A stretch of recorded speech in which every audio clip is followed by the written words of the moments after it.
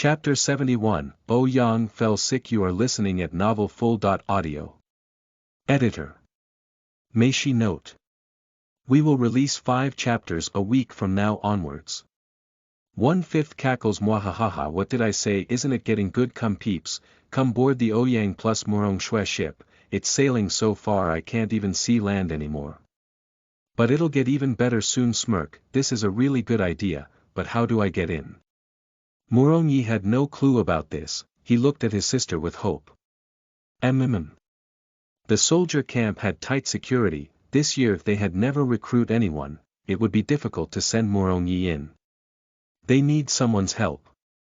Murong Yi knew his crummy friend's parents, but they were all academic dons. Among the intellects Murong Shue knew, only Yi Chen held the power in the army. But since they were rivalry, Murong Yi must not enter his army camp, otherwise, he would be tortured to death every day. Other than Yi Chen, there was nobody else. It was really tough for Murong Yi to enter soldier camp. A huge piece of token fell in front of Murong Shue. Oh Yang ordered gently, take this, find General Zhang in an army camp 30 miles away from the city, he will arrange a position for Murong Yi inside. The token was oval and bronze in color. She had no clue on what was it made from. The token had the carving of Shao Spirit's manor on it. Murong Shue could not hide her surprise. Are you close to General Zhang? Oh Yang had spent his life traveling around and he just got back in this city. She figured he had not seen every single civil officer in town. How could he have known General Zhang who was so far away from their city? We've met a few times. Oh Yang stated indifferently. He grabbed Murong Shue's tiny hand and placed the token into her palm. Truthfully, General Zhang was your father's subordinate, but he was merely a small general back then. He rarely talked to your father. Your housekeeper should know him. Really? That's great. Murong Yi leaped in joy. He took the token from his sister's hand and ran outside. Oh Yang, thank you very much. I'll go find Uncle Hui now and ask him to go to the campsite with me. You have fun talking to my sister now. Murong Shue's heart sunk as she watched her brother fleeing. It was her idea to send Murong Yi to the soldier camp. Because of Oh Yang's majestic token, Murong Yi only thanked him. He had totally forgotten about her effort in this as well. Oh Yang, let's go drink some tea now. Murong Shue stated in grief. Oh Yang laughed silently as he watched her sunken face. In the middle of Luo Shuego stood a finely carved dining table. An antique blue vase was placed in the center. The room was elegantly designed with exquisite ancient calligraphy and paintings. The corner of the place was a golden furnace with aromatic smell coming out from it. The scenery of the hall was serene and tranquil. Please wait for a moment, I will ask people to prepare some hot water and fresh tea. Tea was best served when hot and fresh. The water used to boil the tea leaves were crucial as well. Zhen Manor had stored fresh icy droplets from plum blossoms, hence the tea they boiled had the most fragrant scent. All right. Oh Yang's voice cracked slightly. Murong Shue raised her head in curiosity. She noticed that his face was flushed and red, his lips were pale and his eyes went blank. Oh Yang, are you all right? I'm fine. Oh Yang shook his head, his body was swaying a little. Watch out. Murong Shue quickly ran forward and held him. A fiery sensation traveled to her hands from his robe and she realized he was high in fever. Blood scent traveled to her nose. Murong Shue looked around her, clueless. Luo Shuego had been tidied up and swept. Where did this blood scent come from? A drop of fresh blood seeped through Oh Yang's sleeve and started to spread speedily, just like the plum blooming during winter. Murong Shue was astonished. Are you injured? When did this happen? She had no idea at all. It was nothing, I'll be fine. Oh Yang muffled as his body temperature rose. Murong Shue squinted her brows. She pulled up his sleeve and saw a white bandage covered his arm. The bandage was soaked in blood. She quickly took off the bandage and there in front of her eyes were wound as big as 5 centimeters. His injury was repugnant. Murong Shue cringed and scolded, you call this nothing? It looks serious to me. Those ninjas in black had planted numerous bags of explosive on the ground, and bombed their horse carriage into pieces. Although she was completely safe, Yang was not so lucky when he protected her from the explosion. Yang's wound was treated properly and was cleaned perfectly as well. But he did not take his medication on time, which causing the wound had started infecting, and that was why the fever kicked in. He covered her as the carriage exploded, he helped her kill the spies and stored up Dion grass, he did everything for her, but he did not manage to take care of himself. Dovi Ko Morong Shue was in guilt, yet she felt warmth inside. She looked at Yang, who smiled back at her and said calmly, "I'm fine." Before he could finish his sentence, Yang fell hard on Morong Shue's shoulder. Morong Shue was standing steadily, even though she did not fell along with him, her shoulder was aching with his weight. He was on high fever, his wound was infected badly and now he fainted, yet he said he was fine. Why couldn't he just take good care of himself? Hong cultivators and Xiang had been ordered to get some clean water and tea, there was nobody else around in Luo Shuegu. Morong Shue had no choice but to carry Yang herself to the room. Morong Shue wiped her sweat once she had put Yang on the bed cautiously. She was exasperated by how heavy he was when he was only slightly taller and older than her. There was a first aid kit in Luo Shuegu. Morong Shue took out some medicines and bandage, she then cleaned Yang's wound gently and put on a new dressing for him. She was skillful with her handiworks. Lastly, she pulled down his sleeve to cover up the white dressings and sighed in contentment. It was finally over, she had cleaned his wound, and now she wondered if his fever had subsided. Morong Shue placed back the first aid kit and used her small hand to touch Yang's burning forehead. Unexpectedly, Yang opened his eyes and gripped her wrist, pulling her to the bed. Morong Shue fell towards to bed surprisingly, her back lied on the soft blanket, her slim waist was wrapped tightly in his arms, her face touched his muscular chest and the rising temperature trickled her skin. Morong Shue tilted her head and looked right into Yang's mesmerizing eyes. Yang's face was not as emotionless as usual, the musky scent and his striking appearance was as if trying to suck her into his world. His hot breath and masculine aroma blew across her face. Morong Shue realized it was too late as his face was too close to hers and his soft lips were on hers. Chapter 72, Love is in the Air. You are listening at novelfull.audio. Holds up sign Yang plus Morong forever. Morong Shue's mind went completely blank as their lips touched. What was going on? Her body was squished by his, she could clearly felt his hot temperature through her sheer blouse. Morong Shue tried to push him with all her might. Yang, get up now. His fever had not subsided yet and he was unconscious. Now that they were so physically close together, dangerous things was bound to happen. Morong Shue had no inner strength, her effort in pushing Yang away was in vain. In fact, his arms went tighter around her waist, tingling sensation was all she could feel as his soft lips placed on hers. Morong Shue avoided his soft kiss in the chaos and shouted in anger, Yang, don't make me hit you. Yang ignored her threat as he continued hugging her with his eyes closed, her body temperature had decreased his fever, he was pleased and hugged her even tighter. Morong Shue. Shue'er. Yang called out in a husky voice, his muttering indicated that he was still unconscious. Morong Shue glared at him in fury, she was almost out of her breath being under his weight, she coughed from her dry throat and stretched out her arm. She smirked as her fingers sensed something cool. Yang was still in fever and he could easily take advantage of her, moreover his fighting skills was excellent, she could not move him now, but she could make him pass out. Acupuncture is a compulsory lesson for the heir of Morong Manor and she was the excellent student in this. She could easily point out the correct body points even with her eyes closed, if only she could hit his sleeping point, she would be safe. However, in her position right now, she could not reach to his body point, she needed an external force to help her do so. Morong Shue pulled out her hairpin and stick into Yang's sleeping point speedily. Yang loosened his grip suddenly and hit Morong Shue's wrist with his elbow, her hairpin fell on the floor and the room was filled with a loud clink. Yang.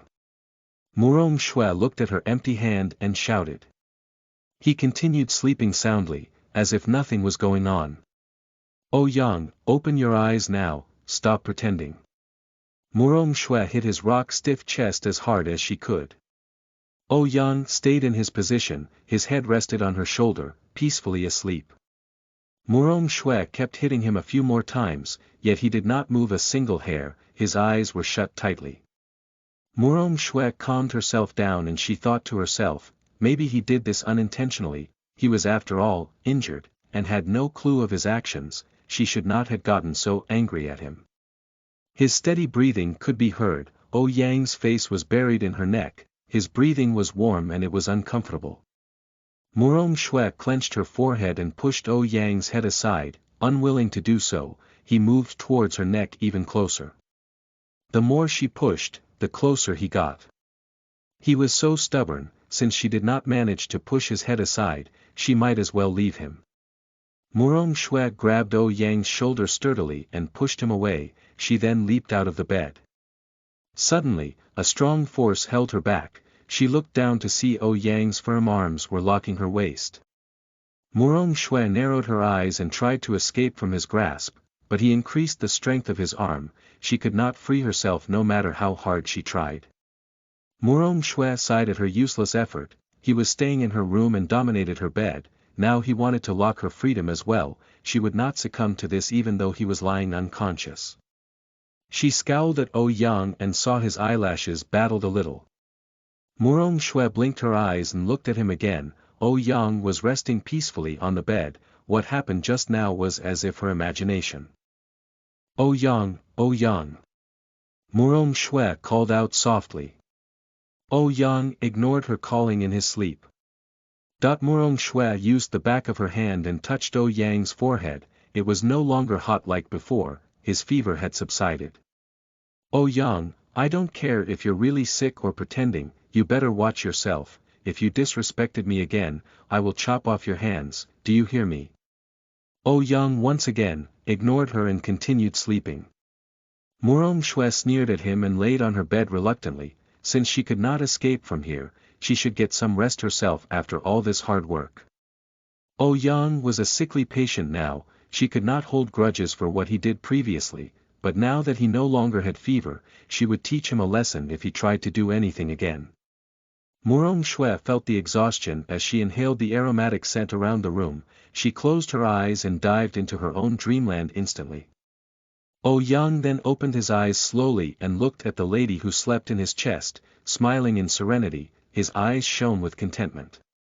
It had been 10 years, she did not change at all, as silly as it sounded, she was still senseless like how she was when they were young, nonetheless, he would protect her and stay by her side from now on, he could not care less if she was still imprudent.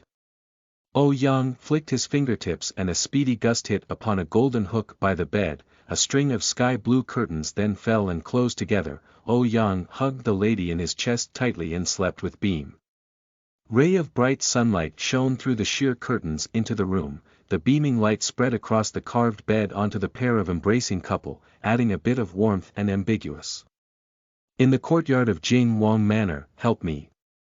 Qin Yuyuan cried in plead, she sat up straight away, her chest was beating faster than she could bear, big drops of sweats were rolling down from her forehead, she looked at the familiar settings and sighed in relief, it was just a dream. You're awake. A brawny voice signaled from adjacent, Qin Yuyan tensed at the sound, she turned her head around slowly and saw Yi Chen sitting by the bed, his eyes met hers emotionlessly. Yi Chen, what happened to you? Qin Yuyan tilted her head, unsure why he was treating her this way, he used to be so caring and meticulous, now he was like a complete stranger to her. Do you still remember what happened before you passed out? Yi Chen asked aloofly. Chapter 73, The First Contradiction. You are listening at novelfull.audio. If I ever meet Yi Chen in real life, I'm going to kick him in the balls and send him to where he belongs. Bows and claps, please appreciate these sick rhymes. Chapter 73. Qin Yuyuan recalled back the scene of her falling off the cliff, the vivid memory kept playing in her mind, she was furious with the whole incident, she gritted her teeth with tears in her eyes, Murong Shue. She hit me. And she wanted to kill me. Why did she want to kill you? Yi Chen asked out of response. He did not even mean to ask. Because I pushed her off the cliff, but I didn't mean it, I really didn't. Qin Yuyuan pleaded as her tears rolled down her cheeks. She looked so pitiful. Yi Chen stared at her emotionless. You even ordered your spies to kill Murong Shui. I guess that's the reason she wanted to kill you. Qin Yuyuan shocked when she heard that, and then she remembered. She blacked out when Murong Shui wanted to kill her, but when she woke up she was safe and sound. It was Yi Chen who saved her from Murong Shui's death grip. The bodies of ninjas in the forest were right beside her that time. Yi Chen must have seen them. If she denied it now, she would not have gained his trust. Actually, those spies. Don't tell me that those spies from Mo Bay were there to kill you. Murong Shui grew up in Qinyan. She had never stepped a foot into Mo Bay. She would never have known how they looked like and about you going to Yushan, and she would never instruct the spies from Mo Bay to execute you. Yi Chen cut off her sentence before she could even finish. Qin Yuyuan's plan was busted, and her face went red instantly. She had to admit everything as Yi Chen had called out her trap. Those 4 spies were gifted to me by my father. They were there to protect me from danger. He even asked me not to tell anyone about this. Yi Chen, I did not mean to hide this from you. I understand, everyone has their own secrets. Those 4 spies in brown were your protectors and bodyguards. It is understandable for you not to tell anyone. Yi Chen stated in a monotonous voice. Qin Yuyan's heart was torn. She knew he was angry now. She had to do something. Yi Chen, I'm really sorry. I promise, I will tell you everything including the details from now on. I will never hide anything from you ever again. Please don't be angry. Qin Yuyan tucked his sleeve and swayed it from side to side. Her pale face was filled with regrets. Her eyes were sparkling with tears. She looked so pathetic. Yi Chen's face loosened a bit. He sighed a little and soothed out Qin Yuyan's hair, saying, Don't be sad, I don't blame you, but, you have to keep this in mind, Murong Shui is useful to me. Before I finished my task, she has to be alive. You can torture her or play with her in any way you like, but you must not take her life. Qin Yuyan's face tensed up. She realized he was angry at her not because that she hid the secret from him, but that she ordered her spies to kill Murong Shui. She acted nonchalantly even though she was frustrated inside. Is it really just like that? Of course, why would I lie to you? If she was useless to me, I would have called off the engagement and leave her far behind. I would have saved all this precious time instead of wasting it on her to be my concubine. Yi Chen pinched Qin Yuyuan's small face jokingly. He looked at her gently. Luckily Murong Shui did not die in Yushan, if not you would have spoiled my plan. What did you want with her exactly? Qin Yuyuan had to get to the bottom of this. She looked at him, not wanting to miss out any expressions on his face. It was more than once she caught him looking at Murong Shui with adoration in his eyes. She knew for sure it was not of what he meant by using her. This is a secret, I'll tell you next time. Yi Chen replied, Oh, the other half of the picture, where did you put it? Qin Yuyuan's steward helped her to clean up her injuries when she arrived home. They changed her clothes as well but did not find the picture on her. Picture. Qin Yuyuan stunned. She touched her chest where the picture was kept. She was in fury when she sensed the emptiness. Murong Shui has taken it. They had out in a lot of efforts in Yushan to find that picture. They were almost eaten up by those cannibals because of it. Murong Shui took it away so easily. Qin Yuyan could not believe this. Yi Chen knew what was going on. That was only half of it. Murong Shui could not do anything with it. We will take it back one day. For now, we have to find the other half of the picture. The other half was not in Yushan.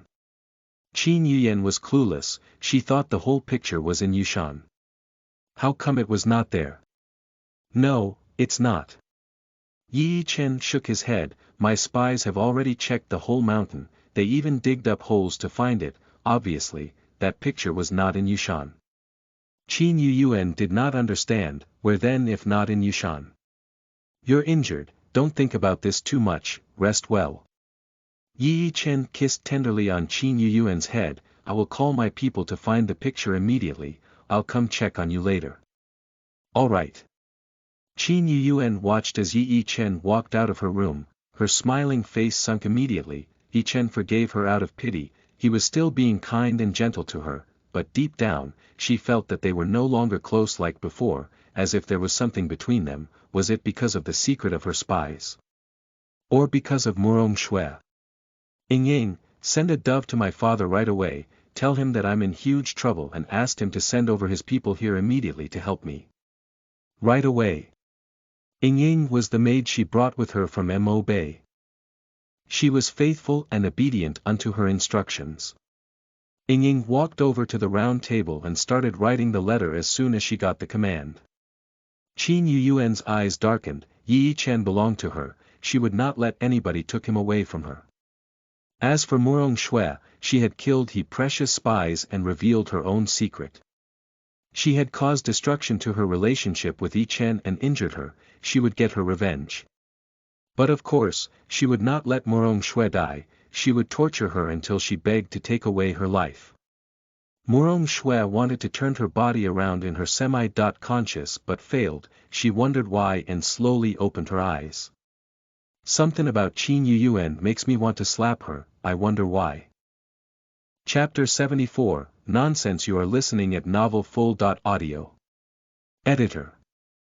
Meishi. The first thing she saw when she woke up was the white robe in front of her. Strong heartbeats were all she could hear. She felt streams of hot breath on her head and there was a muscular arm wrapped around her waist. Murong Shui knew who that was without even thinking. She massaged her forehead and sat up. She looked at the hourglass beside her bed. It was already noon. She remembered she had slept in the morning. It had already been 3 hours. My lady, are you awake? Do you want to eat?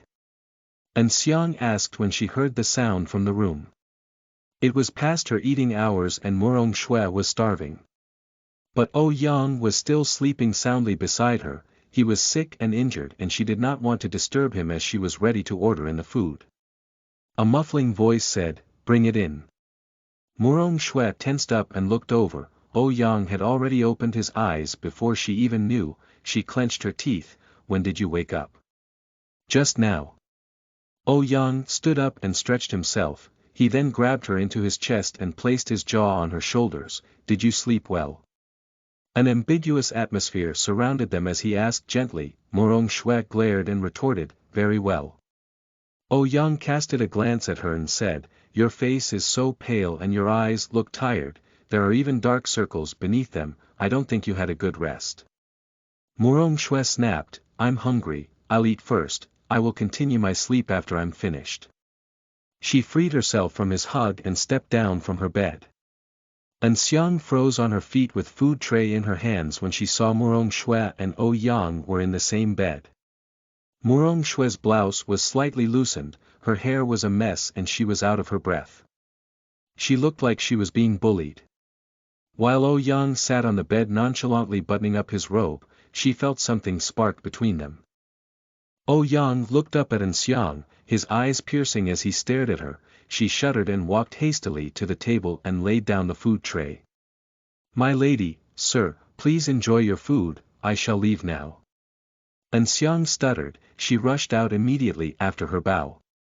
She thought Yang had left when she brought in the tea and water during the dawn. She never expected that Yang was in fact sleeping in her lady's room, and they slept together for 3 hours. Yang was a gentleman and very educated as well, he was perfect for her lady. Murong Shui knew her steward had misunderstood them. She glared at Yang, why did you ask her to bring the food in? Now see what you've done. She saw us both on the bed. If this spread out, what should I do? I will marry you, don't care about what the others say. Yang looked intensely at Murong Shui, he was being serious about this. Murong Shui almost choked on her drinks when she heard it, her face turned red and she could not stop coughing. What's wrong? Yang wondered as he patted her back to ease her coughing. Nothing. Nothing. Murong Shui waved her hand nervously. She laughed and said, An Xiang is my steward, she will not say a word about it, I was just joking about it earlier, don't keep it in heart. She was just sulking because Ouyang had slept on her bed and cut off her sentences. She did not intend to ask him for responsibility. Ouyang's face went gloomy at her words. He looked at Morong Shui and walked out of the door without looking back. I have things to do, see you again. Morong Shui watched his shadow as he walked further. She was confused with his action. She did not say anything improper, did she? Why would he be angry all of a sudden? He was so weird. The food on the table was delicious and hot, the room was filled with the food aromatic scent, but Morong Shui had no appetite at all. My lady. An Xiang walked up hurriedly. She quietened down herself when she saw Morong Shui's melancholy face. What? Morong Shui asked casually. There's a letter for you. An Xiang handed out the letter to her lady. The letter was in pure white, on top of it was written, to dear Morong Shui, the characters were square and neat, looked like it was printed on the envelope. Who would write to her? Morong Shui opened up the envelope in confusion. She took out a piece of white paper and it was written. Meet at the bamboo room in Yipin Xian, urgent need for discussion. Who sent this? According to the guards, it was a steward who looked familiar. An Xiang stated. Morong Shui tried to reminiscence. She did not know a lot of people since her arrival at Qin Yan. Who was this mystery person who invited her over to Yipin Xian? He or she could have come to her house to discuss. An Xiang looked at her lady and asked, Miss, are you going to Yipin Xian? I'll go and see. Morong Shui nodded. Since she had nothing to do in her house, why not go over to Yipin Xian and meet this mysterious person? Yipin Xian was a tea house located between the busy streets. It was only 2 streets away from her house. Yipin Xian served the best tea in town. Their delicious desserts were famous among the villagers. Morong Shui walked up to the bamboo room as stated in the letter when she arrived at the tea house. There were 2 strong-looking guards in front of the room door. They pushed open the door when they saw Morong Shui. Please, Miss Morong. Morong Shui walked slowly into the bamboo room. There in front of her was a man in his 30s, sitting at the table sipping tea. He was very good-looking, his silk robe added to his elegance. Morong Shui blurted out, You are Prime Minister Xie. The mid-aged man looked up at Morong Shui. He was stunned at her beauty. The young little girl he once knew had bloomed into a proper lady. You have grown so much, I'm surprised you could still remember me. What a great memory. Morong Shui smiled tenderly. Thank you Prime Minister Xie, may I know what made you call me over? In her memory, she rarely seen Prime Minister Xie after 4 years old. The only time she saw him was in the banquet. But they only met each other from afar, there was no conversation at all. Why would he suddenly request to meet her? Prime Minister Xie laughed. He knew this lady disliked going round the corners. He told her directly, Do you know why had your uncle Morong Jian been transported to Jingzhou? Chapter 75, Family's Enemy. You are listening at Novel Full.audio. Because someone tricked him. Morong Shui stated, Morong Yi was only 4 years old when Morong Yu passed away. He was fragile and weak. Morong Jian was energetic and passionate. He could take over the leader position by getting rid of Morong Yi without anyone noticing his exploit. Leaving the city to Jingzhou meant giving up the leader seat. This was not the greedy character of Madame Du and her son, therefore, she knew that Morong Jian was forced to leave by someone. Prime Minister Xie laughed. Morong Shui was indeed smart. Qin Guogong and I did something to transfer Morong Jian. Thank you so much, Prime Minister. Morong Shui replied. She believed what he told her as Prime Minister Xie. Qin Guogong and Morong Yu were best friends. It would make sense for them to transport Morong Jian. Zhen Manor would have been controlled and dominated by Madame Du and her son if not because of the help from Prime Minister Xie and Qing Manor. If that happened, she doubted if she would still be alive until now, but Morong Yi would be dead for sure. Prime Minister Xie grinned. There's no need to thank me, I was told to do so by your grandfather. My grandfather. Morong Shui was confused. As far as she could remember, her grandmother had long passed. Her grandfather's health was not so good too. He was always bed-ridden. He died after her mother, Madame Shen, passed away, but she had an army general uncle in the border, his family was there with him too, and they rarely came back. The Shen manor was abandoned, it stood empty for years, the only caretakers were an old couple and their steward, there was no owner at all. Your grandfather was in Guogong, his warrior skill was excellent, people used to call him the god of war, even our enemies fled when they heard his name. Prime Minister could not stop reminiscing the happy days. Qin Guogong, your father and I were his students, he taught us how to fight. Your father's mysterious fighting skill was also taught by your grandfather, Qin Guogong, and I had no interest in war, so we became an intellect. Xiao Yao and Lao Jing were also under your grandfather's guidance. Murong Shui blinked her eyes in disbelief, her grandfather was so mighty, his students were all the famous people she had heard of, unfortunately, he perished at such an early age. Shui Murong Jian is coming back. Prime Minister Xie sounded serious, Murong Shui raised her eyebrows and thought, the intention of the Prime Minister was to inform her about this. Officers that were transported out of the city could come back within 3 to 6 years, they would then get promoted. However, Murong Jian was in Jingzhou for 10 years, he must have used some of his connections to be sent back here. His probation period was over, as long as he was obedient, it would not be a problem for him to be transported back. Let him be. Murong Yi and she had grown up, they were no longer the weak children who got bullied every time, they were not afraid of him now, if I may ask, who transported Murong Jian back. Prime Minister Xie shook his head, it was the order from the headquarters. I tried to ask but they gave me the excuse of Murong Jian's probation period was over, he should be sent back, they would not tell me the truth. Murong Shui smirked, Murong Jian's probation was up since years ago, if the headquarters was really efficient, they would have ordered him back then, the culprit behind this must be powerful and overriding, that was why they were afraid to speak out. Prime Minister Zheng and Qin Guogong did not know who was the person behind this plan, therefore they could not do anything. Thank you for your guidance for these past few years.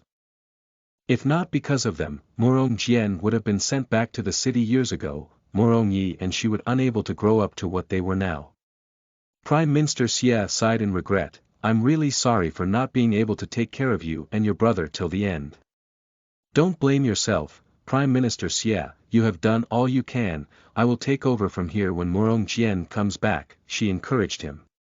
Murong Jian's return to the city was nothing, his mother was already half crippled, there was nothing to fear. Murong Shui walked out of Yipin Xian as the sun went down, her long shadow was drawn as she ambled down the trail. She was deep in thought. Murong Jian's grandfather was only a bookworm, the father-in-law was in the temple, the sisters-in-law were from Wuan Manor, these 3 people were not powerful, the guards in headquarters would not have kept this secret for them. Who, then, would have ordered Murong Jian to be sent back if not them? Thud, thud, thud. Murong Shui turned around as she heard the trotting sound of horse, she saw a young lad in a white silk robe rode towards her with speed, he was in his teen and was fine-looking, yet proud and arrogant. Ha! The horse sped through the trail, everyone on the street was dodging it. Murong Shui wanted to step back, but she could not do so with the crowd piling up behind her. The young lad saw everyone dodged him except her, he was furious and slapped the bullwhip towards her, move, don't block my way. Murong Shui did not like his attitude, with squinted eyes, she grabbed the whip tightly and pulled it aside, the bullwhip hit across the lad's chest with a loud pack and he fell off from his horse. Ah! The young lad cried out in agony. Master! A middle-aged housekeeper ran forward in haste, he helped him up and tried not smirk as he looked at the boy's messy hair and long wound. The young man pointed at Murong Shui in rage and commanded, she blocked my way and now she hit me off from my horse, she was so rude to me, catch her and beat her up without mercy. The housekeeper looked at his direction and his eyes were bulging as he stuttered, you are Murong Lady. Murong Shui raised her eyebrows, do you know me? He did not look familiar to her. I am Chai Jin, the housekeeper brought to Jingzhou by Master Murong Jian, he was sent back here with me. Chai Jin pointed to the man, this is his eldest son, your cousin brother, Morong Ji, can you remember him? Morong Shue glanced at Morong Ji, she leered coldly. She was just thinking of the reason of Morong Jian coming back to the city, now she had met the son in this way, such chance. Chapter 76, First Encounter with Morong Jian. You are listening at novelfull.audio. Oh, so you are Morong Shue. Morong Ji swept his gaze up and down Morong Shue, his eyes were filled with contempt and sarcasm, rough, unreasonable, pretty much how my mother described to you. You are a shame for the Morong family. Morong Shue laughed coldly. She indeed did not get along with Du, her son or even her grandson. Since Morong Ji was very ill-mannered towards her, she wouldn't treat him politely either. You are arrogant, despotic and a show-off, it's like your eyes grew on top of your head. How had your parents even brought you up? You are the one who truly brings shame to the Morong family. Morong Ji gave a disagreeable oomph. I wasn't the one abandoned by your future husband, I have nothing worthy of public shame. You were domineering the streets, riding on your horse, that act itself is intrusive and rude. Do you not have any manners? But you should be lucky that you met me, if it were other princes or rich families, you would have been beaten and sent to prison, how could you still be here standing mocking me? Morong Shue looked at him scornfully. Morong Ji's expression immediately darkened and he glared at Morong Shue. Morong Shue, don't you dare use your position as my older cousin to mock me, I don't even recognize you as my cousin. Morong Shue responded with a oomph, oh, so you think I recognize you as my cousin. Your arrogant trait can only be tolerated in Jingzhou, where your dad was working. But in Jing City, if you dare do anything unlawful, it will not be left unnoticed. If you want to die, please do not die here, get lost to some other city and don't involve us. Looking at Morong Shue's stare which was filled with contempt, Morong Ji's eyes were ablaze with anger. How dare she taunted and cursed him. His hand clenched into a fist and was about to take a swing at Morong Shue when a man's voice shouted, stop. Morong Shue looked towards the direction of the voice. She saw a middle-aged man walking towards them. He was wearing a long, green robe with bamboo patterns embroidered on it, a black cloth sashed onto his waist and high boots. He was well-built and handsome. He was none other than Morong Jian. I taught you to always be polite and tolerant. But you come back and wreak such a havoc, did you not listen to any of my teachings? Morong Ji felt wronged, he pointed to Morong Shue and said, Dad, she taunted me. She is your older cousin, now that you have done something wrong, it is appropriate for her to lecture you. Quick, apologize. Morong Jian's strict voice commanded his son. Morong Ji hung his head low and had red-rimmed eyes but he did not apologize. Morong Jian glared at him and turned to look at Morong Shue. Gently, he spoke, Ji is still young and doesn't know much yet, please don't mind him. Looking at his seemingly sincere gaze, Morong Shue laughed coldly internally. Morong Jian was also riding a horse when returning to Jing City. He was a 30-year-old man. Obviously, he could ride a horse faster than his son. He reached his destination far earlier than Morong Ji. In fact, she knew he had been looking at the commotion from the crowd. Knowing that his son wouldn't win this argument, he had interfered to get Morong Ji out of it. He is indeed a sly fox. Uncle, don't you worry, I won't associate with people who have no manners. Morong Shue smiled, obviously ridiculing Morong Ji. Morong Jian's eyes held a shade of enigma before disappearing completely and looked kindly at Morong Shue, how come you're alone? Your brother, Yi, didn't accompany you. Morong Shue smiled and said, my brother, he.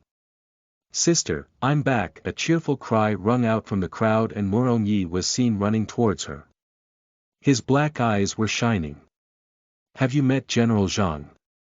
Morong Shue raised her brow at him. Yes. Morong Yi nodded excitedly, General Zhang looks fierce but he is a decent guy. General Zhang. Which General Zhang? Morong Jian asked, stunned. He is the one outside the city. Morongyi replied smiling. He then looked at Morongjian and was shocked. Uncle, why have you returned? It was ordered from the top, they had me placed back here. Morongjian explained succinctly, his gaze never leaving Morongyi. Why have you gone to meet up with General Zhang? It's because I have decided to join the army. General Zhang has agreed to let me join. I'm here to pack up and I'll officially join the army tomorrow morning. Morongyi joining the army wasn't something to hide, so he had plainly admitted it to his uncle. Morongjian nodded his head and said, a mature man must have his own dreams, having plans to have it carried out is a good thing. However, you are very young, joining the army alone might be inappropriate. Why not let Ji join you too? You two could look out for each other. Morong Shua laughed coldly. Seeing how Morong Ji had treated her, she knew that the Morong Jian and his wife had instilled hate in Morong Ji, that they were enemies with Morong Shua and Morong Yi. Morong Jian letting his son approach Morong Yi was purposeful and deliberate, nothing good could come out of that. Thank you for your kindness, uncle, but Morong Ji had just returned to Jing City. It must have been such a tiring journey, how can he not rest and join the army? That isn't good for his health.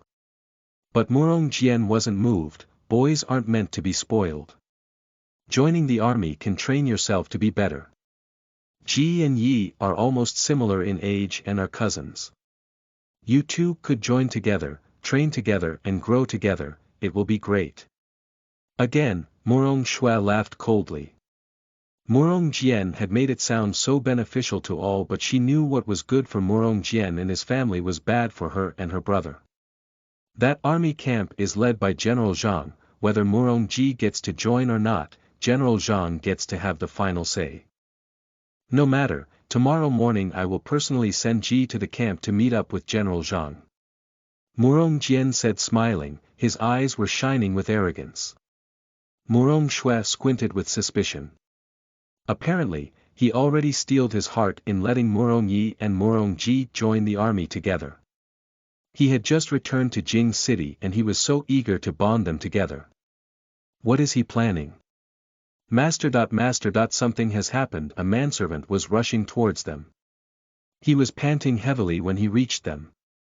Morong Jian raised his brow, his action was implying, why so nervous, what has happened? It's your mother, madam has been so badly hurt that she has fainted, the manservant replied panically. Morong Jian was shocked, what happened? Wasn't she okay, how can she get hurt so badly?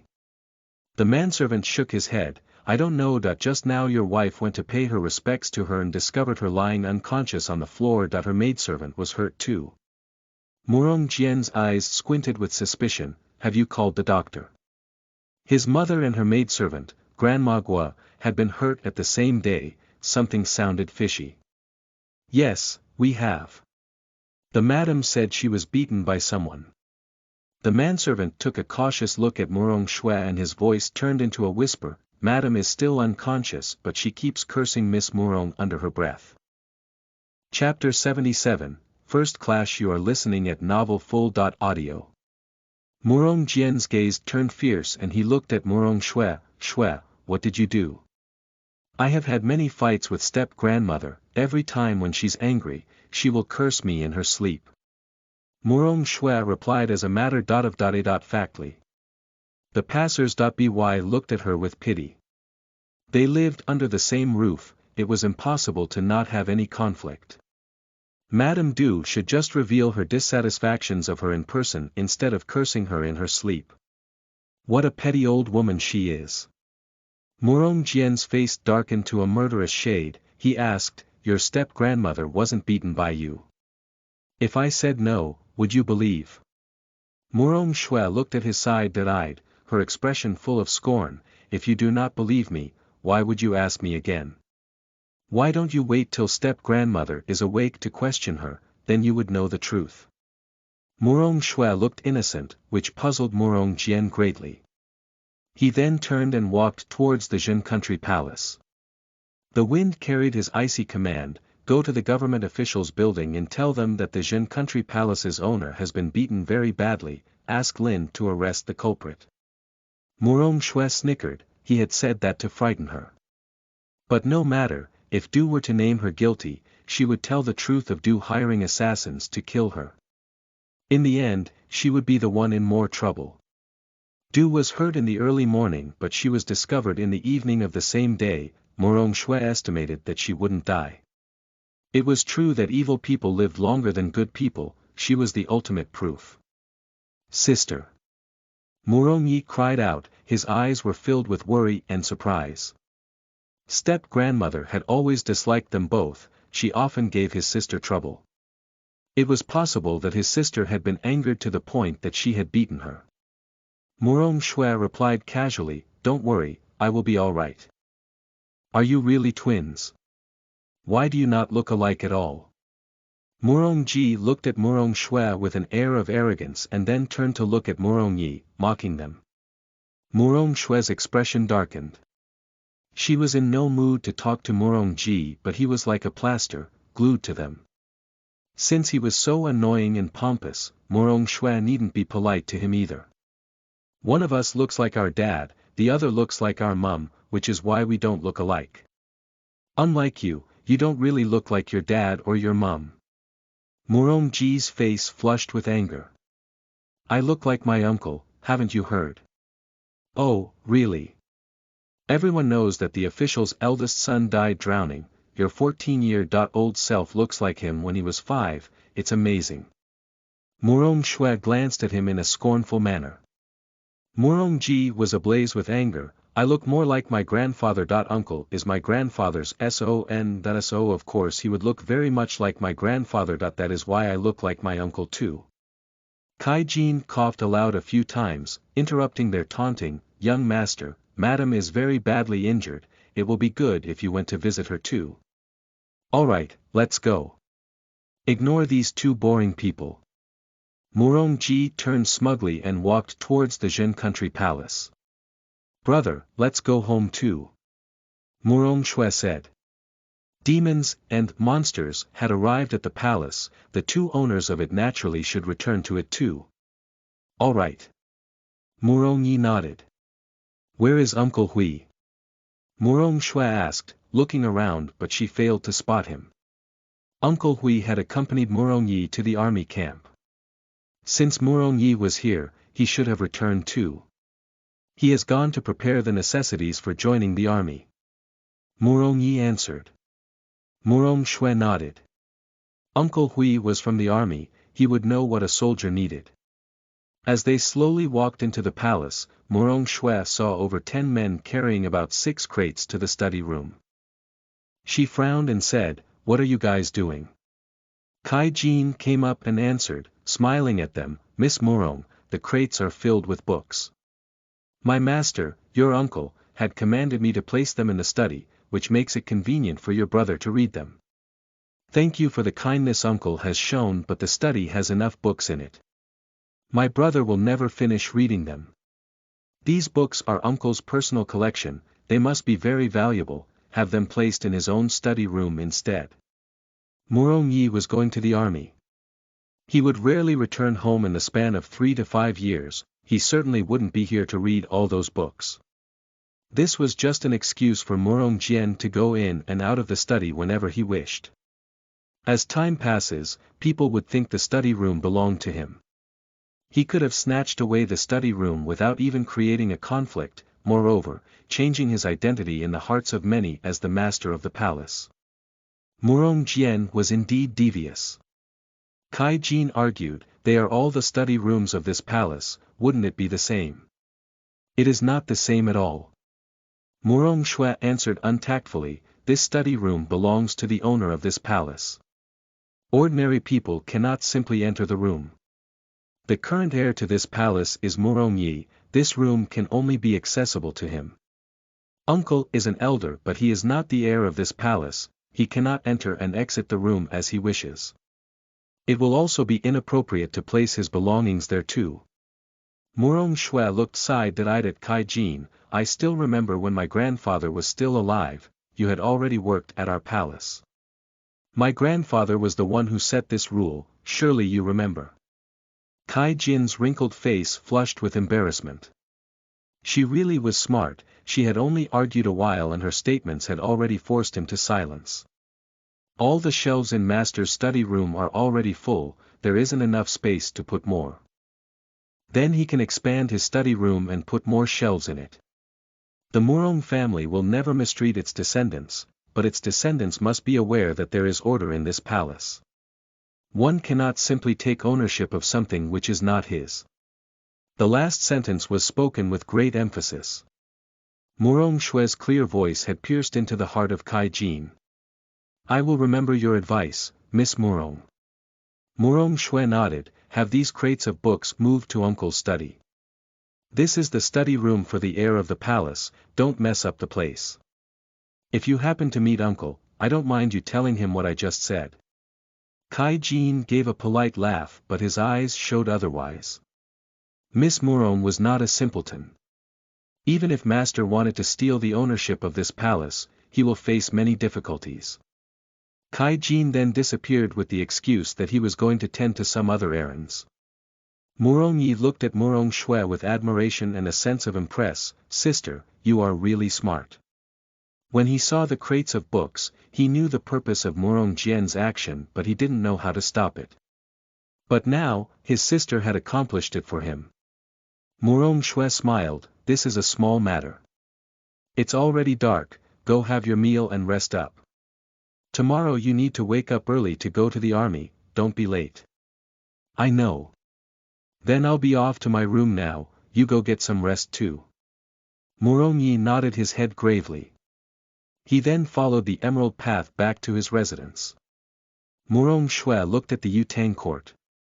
The corner of her mouth curled into a smirk. Du had had medical treatment, she should almost be waking up now.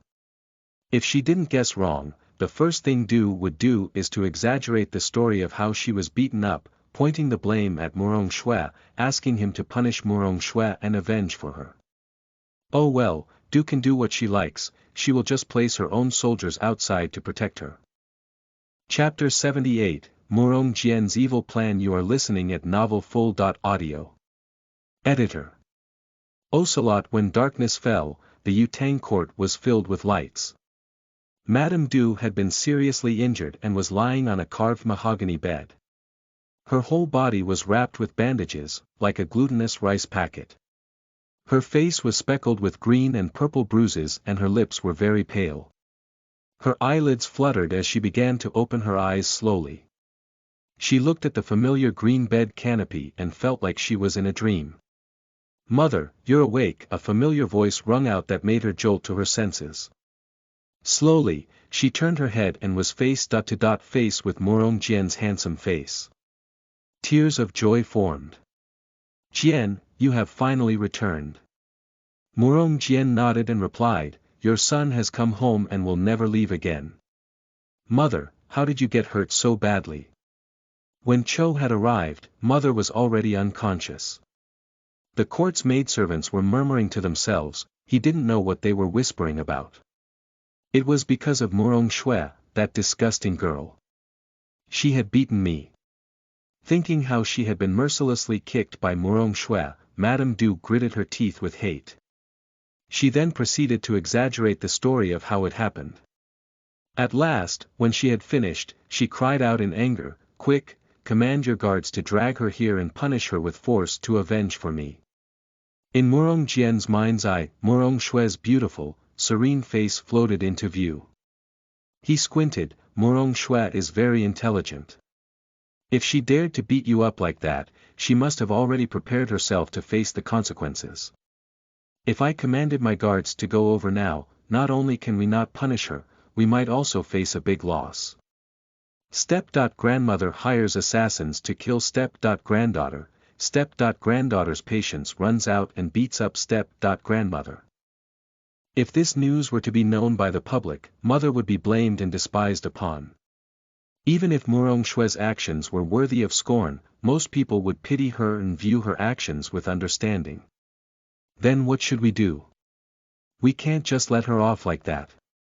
Madame Du's eyes were filled with hatred. Of course we won't. Murong Jian replied, his expression ruthless. Your son has returned to Territory City, I have plenty of chances to punish Murong Shui, we don't have to rush. Master. Kai Jin called out softly to Murong Jian outside the door.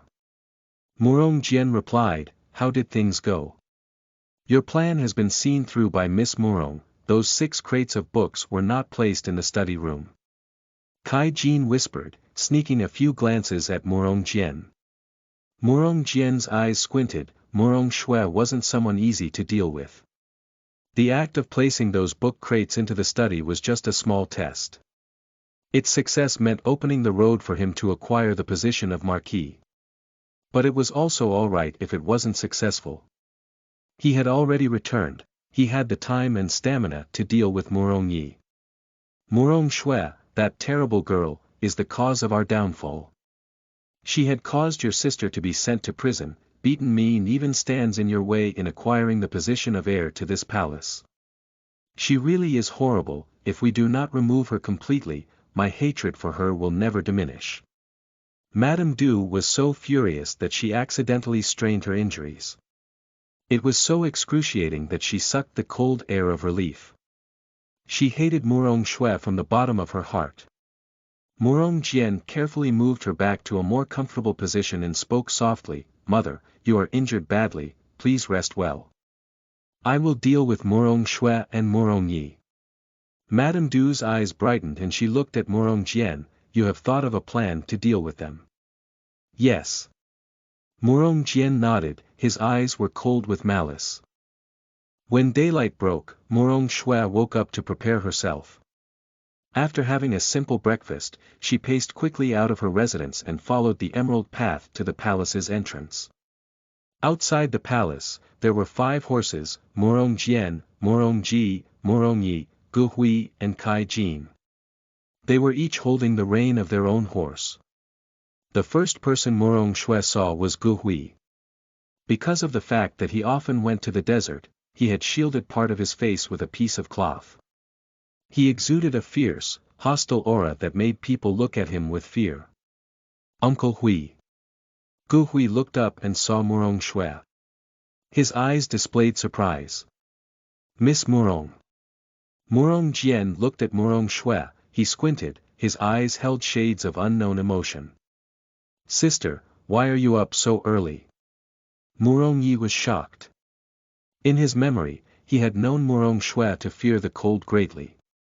If the sun had not risen, she would never get out of bed. I'm here to send you off to the army camp. Murong Shui smiled. Murong Jian had always coveted the position of heir to the palace, and he would try to kill Murong Yi at any time. Today, Murong Jian and Murong Ji were with Murong Yi, even if Gu Hui was accompanying them, she still didn't feel safe enough. Murong Yi looked at Murong Shui, lightly raising his brow, it is still very early now and it's very cold. Your body is weak, if you were to ride with us, your attacks will happen again. Murong Shui ignored that and said, don't worry, I'm not a spoiled brat. If you two want to show your sibling concern for each other, please find an appropriate time. The army camp has its own rules, women are not allowed inside. If you dare to step foot in there, they will immediately throw you out. Murong Ji raised a brow at Murong Shui, challenging and ridiculing her. Murong Shui glared at him. I wasn't planning on entering the army camp at all. I just want to send my brother to its gates, then I will return. Her taunt bore in Murong Ji's ears and his face flushed red with embarrassment. His eyes swept from side to side.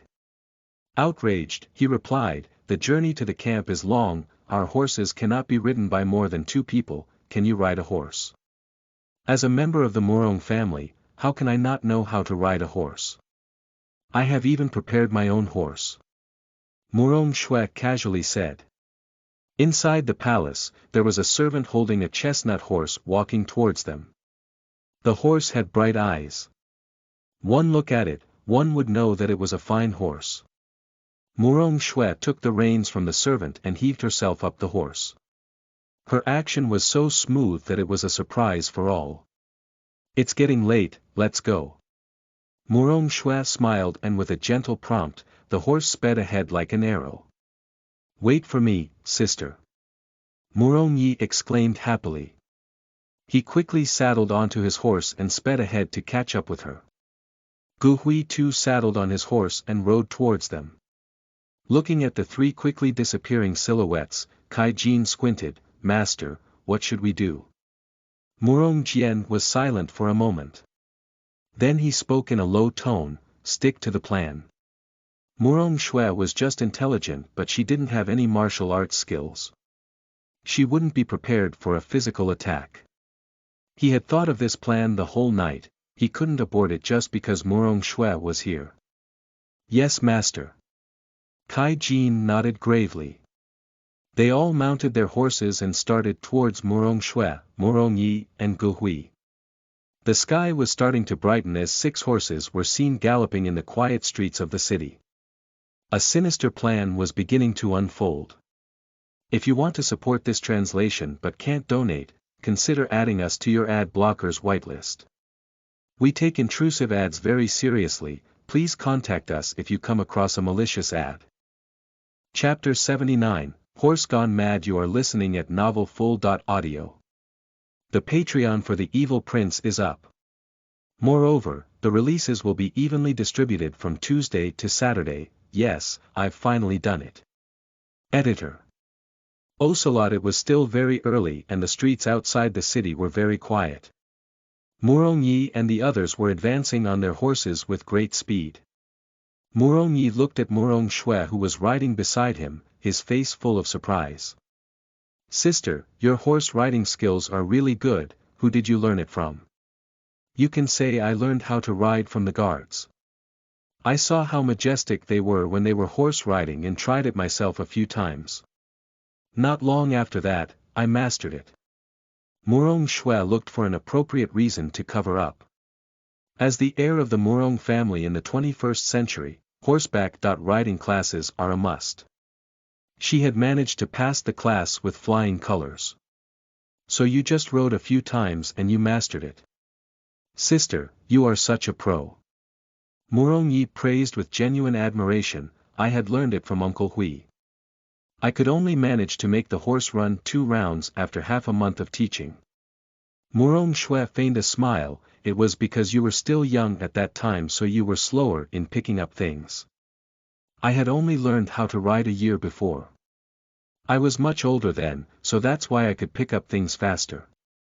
Morong Ye's eyes shone with understanding. You are right, if I practice more, my horse riding speed would increase immensely. Quit talking so much nonsense. Morong Yi, since your horse riding skills are quite decent, why don't we have a little competition? Morong Ji impatiently interrupted, his eyes shining with provocation. Morong Ye's expression became downcast and spoke glumly. This is my first day going to the army camp, I don't think I should. Maybe we'll compete next time when we're free. Morong Ji snickered, we are riding to the camp. If we compete, it will only make the horses run faster which will make us reach our destination earlier. I think you're just scared of losing. Morong Yi flushed red with anger, who's scared of losing? Let's compete then. He then slapped his horse's neck sharply and the horse sped up. In a blink of an eye, he had abandoned the group behind. Looking at Morong Yi and Morong Ji's disappearing silhouettes, Morong Shue shook her head. Morong Ji is Morong Jian's son. No doubt in the future, Morong Jian will help his son deal with Morong Yi. But Morong Yi was simple-minded. Just because Morong Ji had angered him, he immediately agreed to a horse race. The current Morong Yi wasn't a worthy opponent for Morong Jian and his son. He needed to endure hardships and be trained, only in that way can he grow to be stronger. Horse, where are you going? A frantic shout bore into the ears of all. Morong Shue jolted to her senses and looked towards the direction of the shout. Morong Ye's horse had gone mad and was accelerating down the road with impeccable speed. Morong Yi was like a fly clinging onto the horse, going through bumpy roads. Morong Shue squinted her eyes with suspicion. What is going on?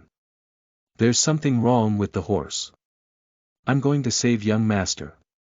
Gu Hui said, and with a whip the horse dashed towards Morong Yi.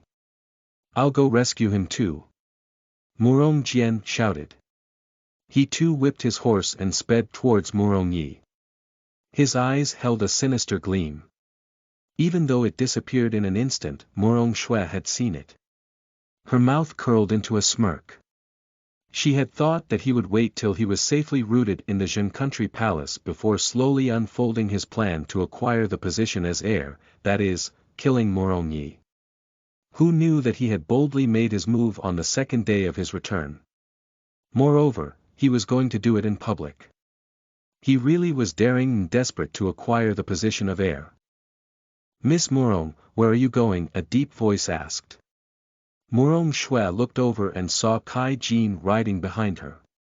She frowned and replied in an irritated tone, to save my brother, of course. Kai Jin smiled with patience and said, Miss Morong, the road ahead is very bumpy. You have just learned how to ride a horse, don't risk your life trying to save your brother. Master and Gu Hui are already onto the task, they can surely bring your brother back safely. I would have saved my brother by now if you hadn't spouted so much nonsense. Morong Shui coldly responded and sped up towards Morong Yi. Kai Jin squinted and his eyes gleamed. He then whipped his horse and it sped up beside Morong Shui. When they were side by side, he tried to snatch Morong Shui's horse reins. Morong Shui saw it coming and slapped his hand away. She gazed coldly at him, what do you think you're doing? Kai Jin's hand was slapped red and was slightly swollen. But still, he kept a friendly demeanor, Master had commanded me to keep you safe, he doesn't want you to risk your life. Morong Jian had wanted him to stop Morong Shui from interfering his plan. This is my business, stay out of it. Get lost. Morong Shui whipped Kai Jin's horse which forced him to stay behind. She then used that chance to tighten her grip on her reins and continued to speed up to catch up with Morong Yi. In the distance, Morong Yi's horse was advancing faster and faster. The horse was going mad. Morong Jian and Gu Hui were still chasing after him. Morong Jian had reached him first. He held out his hand and shouted, Yi, your horse has gone mad. Quick, grab my hand. All right. Morong Yi replied, his head was dizzy from the ride. He leaned forward to grab Morong Jian's hand. Just when he touched his uncle's fingertips, Morong Jian retracted his hand. Seeing that most of Morong Yi's body was in mid-air, he had purposely done so. Morong Yi's body weight pressed him forward and he nearly fell off. It had caught him unguarded and he was now clinging upside down on the horse's stomach. He could fall off any time. Young master. Gu Hui shouted in shock. He turned to look coldly at Morong Jian, please move aside, let me rescue him instead. Let's not argue on this, I have better riding skills than you. I should be the one to rescue Yi. Morong Jian interrupted him, vexed. He had placed his horse in between Morong Yi and Gu Hui, blocking Gu Hui from rescuing Morong Yi. Gu Hui made several attempts to dash forward but Morong Jian blocked him every time. Gu Hui was unable to ride side by side with Morong Yi's horse. His eyes were ablaze with anger. Morong Jian, back off immediately. Morong Jian's expression darkened. Looking straight at Gu Hui he said, Gu Hui, you are just a slave of the Jin country palace, who gave you the guts to call me by my full name. It was as if the mad horse had an endless energy reserve as it kept running. Morong Yi was still clinging desperately onto its stomach, swinging from each gallop. He might fall off any time soon and that made Gu Hui desperate with worry. At last, he released an energy that slapped Morong Jian. Step aside. How dare you make a move on me, Gu Hui? Since you are so bold, I shall see what you can do. Morong Jian's eyes gleamed with malice and released an energy that hit Gu Hui. At that moment, the two started to fight. Morong Shui laughed coldly inside.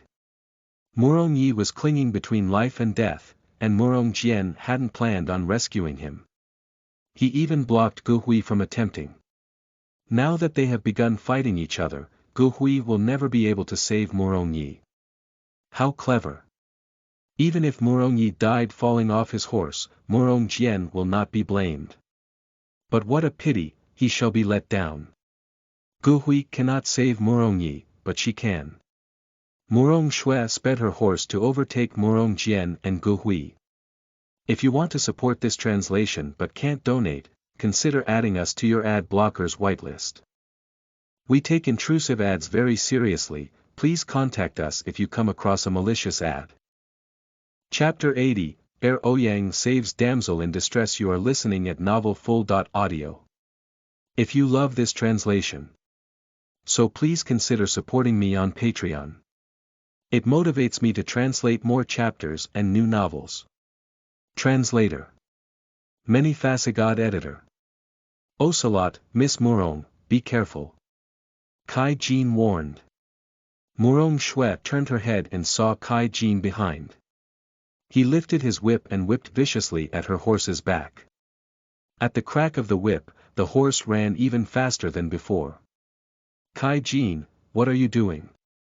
Morong Shui shouted and tightened her grip on her reins. Her eyes flashed with hostility.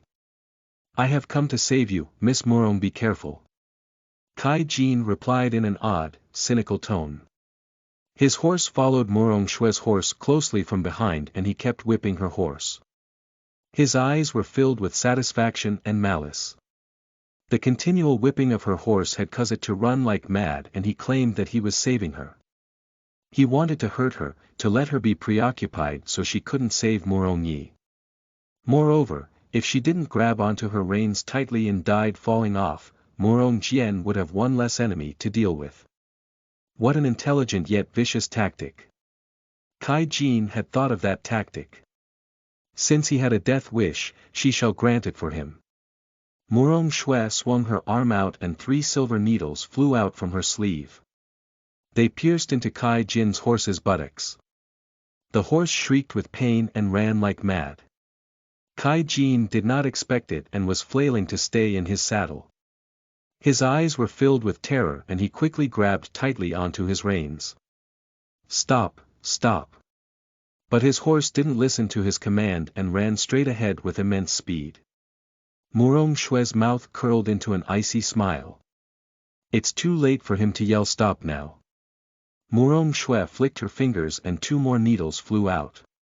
They penetrated the horse's legs. The horse neighed and collapsed. Kai Jin was flung forward and fell hard to the ground, rolling around 7 to 8 meters away.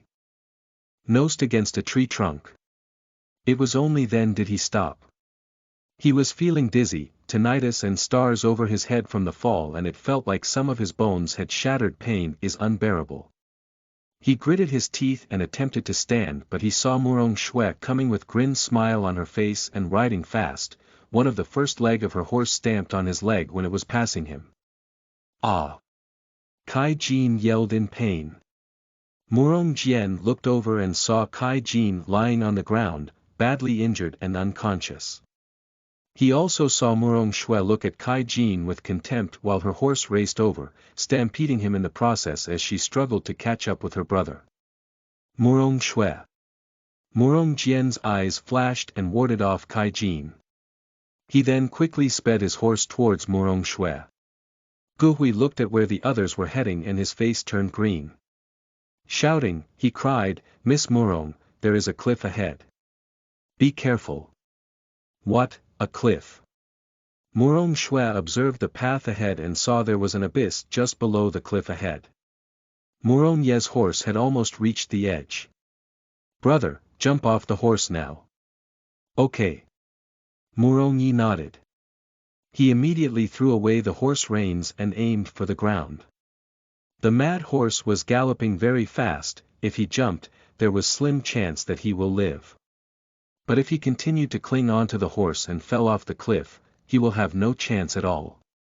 Morong Shui jumped off her horse and rushed to the edge just in time to grab Morong Ye's arm before he fell. Just then, a powerful energy struck her back. She was caught off guard and fell into the abyss below. When she was falling, she saw Morong Jian's cruel face staring back at her. In a flash, she used her whip to grab tightly onto Morong Jian's neck and pulled him. His slim body passed through bushes, shrubs and rocks. He was almost at the edge of the cliff when he stopped. He kneeled right at the tip of the cliff. Morong Shue's long whip was tightly coiled around his neck, suffocating him to the point where his face had turned slightly purple and his veins were bulging. Both his hands were grabbing onto the whip now.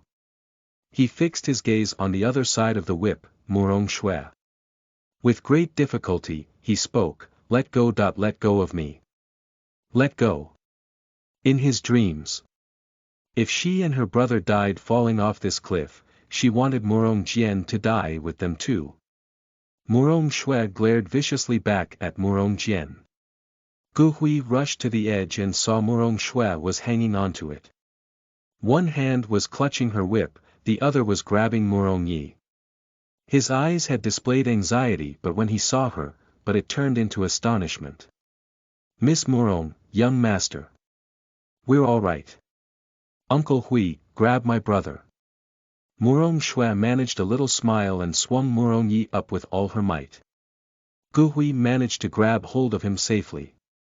Now that there were less people holding down the whip, the pull on Morong Jian's neck was not as tight. He then snapped the whip in two with his bare hands. With cold malice in his eyes. Die, Morong Shue.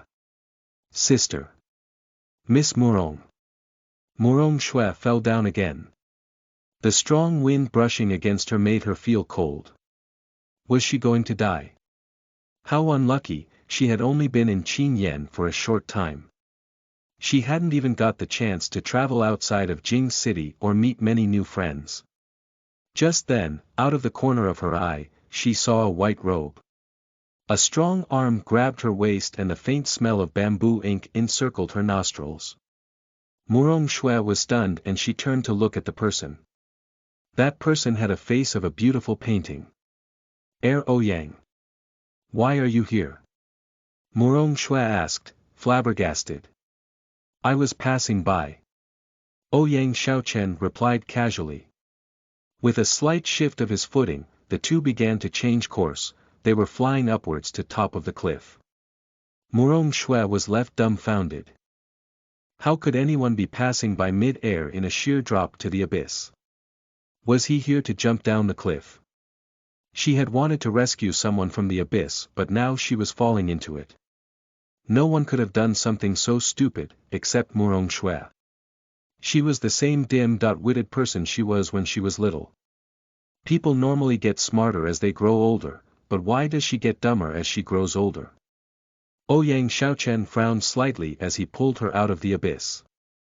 Morong Yi and Gu Hui stared at him with awe as he landed gently down on the ground next to them. Beneath Ouyang Xiaochen's sleeve, he snapped his finger. A strong energy surged and hit Morong Jian, causing him to fall into the abyss. Ah! Morong Jian's hopeless scream echoed and grew fainter by the moment.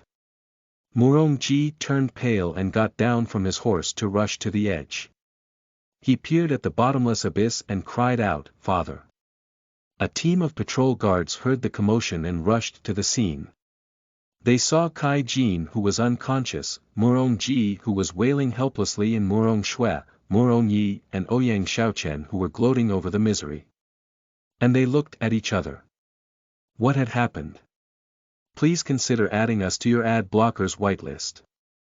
We take intrusive ads very seriously, please contact us if you come across a malicious ad.